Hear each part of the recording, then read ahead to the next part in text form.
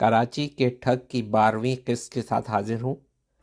اس قسط میں آپ استاد نمبر 2 کی ٹھگی کے واقعات سن کر دنگ رہ جائیں گے۔ چلیے دیکھتے ہیں۔ بڑا صنعت کار۔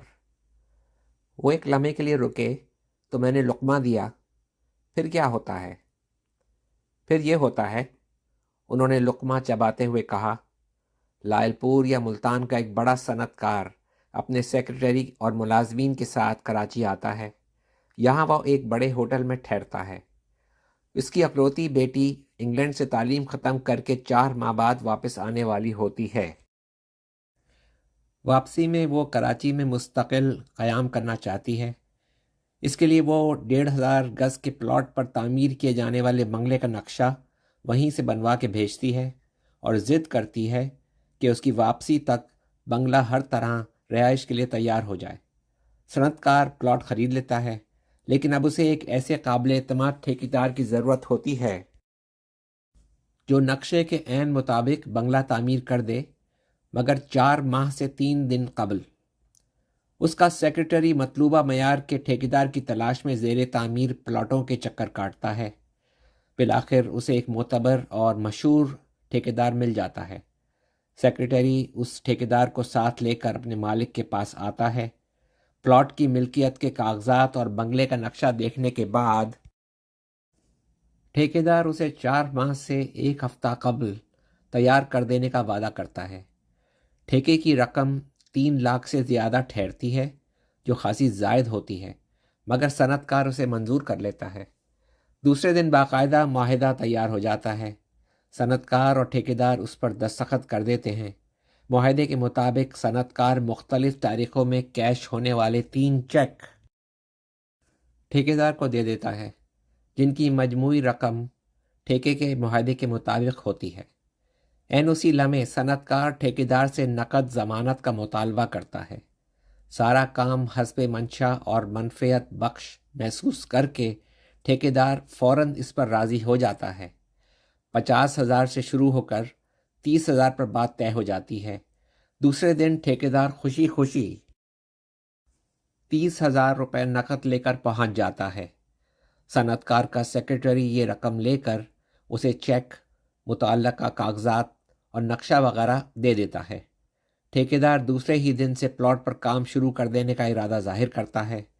سیکرٹری اسے دوسرے دن صبح 7 لے جا کر پلاٹ دکھانے کا پروگرام طے کرتا ہے اور ہاتھ ملا کر رخصت ہو جاتا ہے۔ ٹھیکیدار اس کام کو پا کر پھولا نہیں سماتا۔ اسے اس میں پورے 1 لاکھ کا فائدہ نظر آتا ہے۔ ایسے عقل کے اندھے اور گانٹ کے پورے روز روز تو نہیں ملتے۔ وہ رات ہی رات میں یہ انتظام کرتا ہے کہ اس کے سارے آدمی دوسرے کام چھوڑ چھاڑ اسی کام میں لگا دیے جائیں۔ بیٹی کی محبت اور ضد پر دولت قربان کرنے والے صنعت کار کو وہ کسی قسم کی شکایت کا موقع دینا نہیں چاہتا۔ دوسرے دن وعدے کے مطابق وہ اپنے چند نائبین کو ساتھ لے کر وقت مقررہ سے بھی چند منٹ پہلے ہوٹل جا پہنچتا ہے، مگر وہاں صنعت کار کا کمرہ مقفل ملتا ہے۔ وہ ہوٹل کے دفتر سے رجوع کرتا ہے اور ابھرتے ہوئے سورج کی روشنی میں اس کی آنکھوں تلے اندھیرا چھانے لگتا ہے۔ دفتر میں اسے پتہ چلتا ہے کہ صنعت کار صاحب ماں اپنے عملے کے رات ہی کو 9-2-11 ہو گئے اور کسی قسم کا کوئی پیغام بھی نہیں چھوڑ گئے۔ اب غریب ٹھیکیدار بھاگم بھاگ چیک اور ملکیت کے کاغذات کی تفتیش کرتا ہے اور جلد ہی اسے پتہ چل جاتا ہے کہ جس شخص کو وہ 1 لاکھ روپے کا شکار سمجھ رہا تھا، وہ خود اسے 30,000 کا شکار بنا گیا۔ اب میں نے اپنی بے چینی چھپاتے ہوئے سوال کیا، اس کے بعد تو وہ لوگ مدت تک کراچی میں کوئی دوسرا شکار نہ پھانستے ہوں گے؟ کیوں؟ انہوں نے میرے سوال کا مطلب نہ سمجھتے ہوئے کہا۔ اس لیے کہ انہیں پہچانے جانے کا ڈر ہوتا ہوگا، میں نے کہا۔ اس پر انہوں نے ایک کہا لگایا اور بولے، ہمارے آدمی حلیہ، لباس، لب و لہجہ اور حرکات و سکنات تبدیل کرنے میں بڑے ماہر ہوتے ہیں۔ انہیں آسانی سے شناخت نہیں کیا جا سکتا، اور اگر کبھی کوئی کر بھی لے تو ہم اس بات کے لیے تیار ہوتے ہیں کہ وہ شخص یہ ثابت نہ کر سکے کہ انہیں دھوکہ دینے والے یہی لوگ ہیں۔ اس کا مطلب یہ ہے کہ چند ہی دنوں بعد وہ پھر سرگرم عمل ہو جاتے ہیں؟ میں نے کہا جی ہاں، مگر ہر بار نئے روپ میں وہ کوئی نیا جال پھیلاتے ہیں اور ایک مختصر سی مدت میں اپنا کام کر کے حسب دستور غائب ہو جاتے ہیں۔ انہوں نے پراسرار لہجے میں جواب دیا اور بات میری سمجھ میں آ گئی۔ اب میں ان حضرات کا لوہا مان چکا تھا اور میرا تجسس بڑھتا جا رہا تھا، لہٰذا میں نے سوال کیا، یہ نئے جال کیا ہوتے ہیں؟ ذرا ان پر روشنی ڈالیے۔ وہ مختلف قسم کے ہوتے ہیں، انہوں نے کہا۔ کبھی بے روزگاروں کو روزگار کی سنہری پیشکش کی جاتی ہے، کبھی ٹکٹ والے بین المملکتی مشاعرے کا اہتمام کیا جاتا ہے، کبھی فلم سٹار ورائٹی شو کی دھوم مچائی جاتی ہے، اور کبھی فلموں میں کام کرنے کے شوقین لڑکوں اور لڑکیوں کو نشانہ بنایا جاتا ہے۔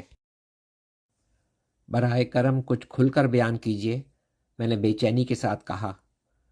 وہ مسکراتے ہوئے کہنے لگے، ان سارے کاموں میں اخباری اشتہارات ہمارے لیے بنیادی مددگار ثابت ہوتے ہیں، اور مصنوعات کی وہ فیکٹریاں بھی جو اپنی تیار کردہ چیزوں پر ہماری کسی بوگس فرم کے نام کا لیبل لگانے پر راضی ہو جاتی ہیں۔ یہ کہہ کر انہوں نے گھڑی دیکھی، پھر اطمینان کے ساتھ کہنے لگے، کسی نام سے عارضی مدت کے لیے ڈاک خانے کا ایک پوسٹ باکس الاٹ کرا لیا جاتا ہے، جس کے حوالے سے اخبارات میں اشتہارات شائع کرائے جاتے ہیں۔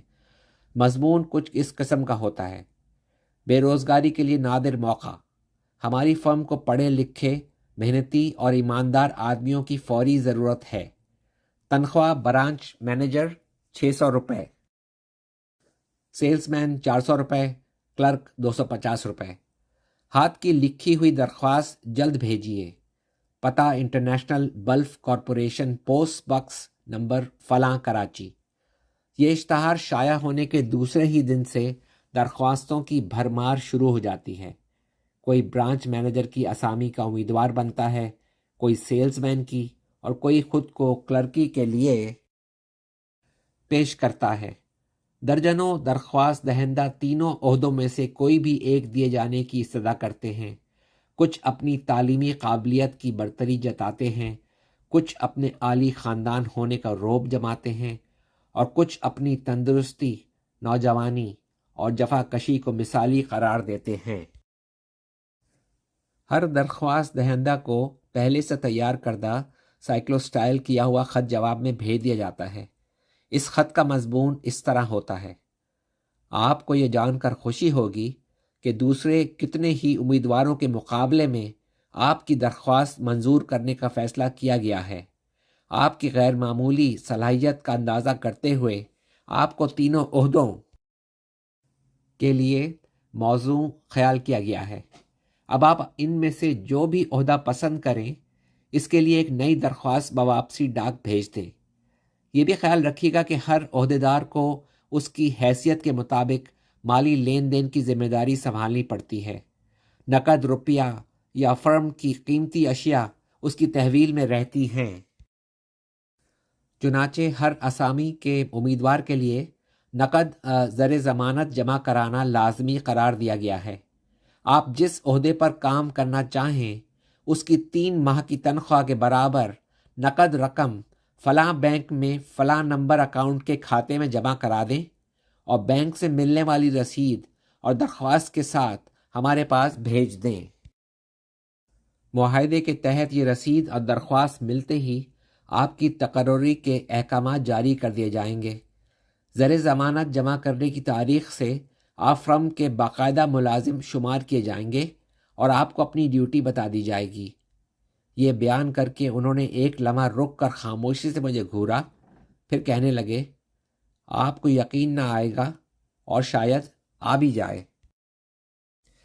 بہرحال یہ حقیقت ہے کہ درجنوں عقل کے اندھے لوگ ہماری ہدایت اور اپنے امکان کے مطابق زر ضمانت کی رقم ہماری بوگس فرم کے اکاؤنٹ میں جمع کرا کے رسید بھیج دیتے ہیں۔ یہ رقمیں بینک سے فوراً نکلوا لی جاتی ہیں۔ ہفتے عشرے سے زائد اس سلسلے کا انتظار نہیں کیا جاتا، جس کے بعد سارا کاروبار سمیٹ کر فرم غائب ہو جاتی ہے۔ کبھی کبھی ایک دوسرا طریقہ بھی اختیار کیا جاتا ہے۔ ये कहकर उन्होंने फिर घड़ी देखी और मुझसे कहने लगे, माफ़ कीजिएगा, बातों बातों में चाय का बिल्कुल ख्याल नहीं रहा। अब बस कोई 10 मिनट के अंदर खाना आता होगा। आप चाय के लिए बेचैनी तो महसूस नहीं कर रहे हैं? जी नहीं, आप बिला तकल्लुफ़ बयान जारी रखें। मैंने चाय के मौजू को ख़त्म करते हुए कहा, हाँ, तो कभी यूं होता है कि किसी बोगस फर्म के नाम पर एक दफ्तर किराए पर ले लिया जाता है। वो असल बात की तरफ पलटते हुए बोले, इसमें प्लास्टिक की बनी हुई मुख्तलिफ चीज़ें, थर्मस और ख़ास फैशन की क्रॉकरी वगैरह, और कभी कभी सिलाई की मशीनें, बिजली के पंखे, इस्त्री या सिंगार की चीज़ें सजा कर रख दी जाती हैं। इनमें से हर चीज़ पर बोगस फर्म का नाम इस तरह लिखा होता है जैसे वो चीज़ इस फर्म ही की तैयार करदा है। इस किस्से को अब अगली किस्त में मुकम्मल करेंगे। इजाज़त दीजिए। बहुत शुक्रिया।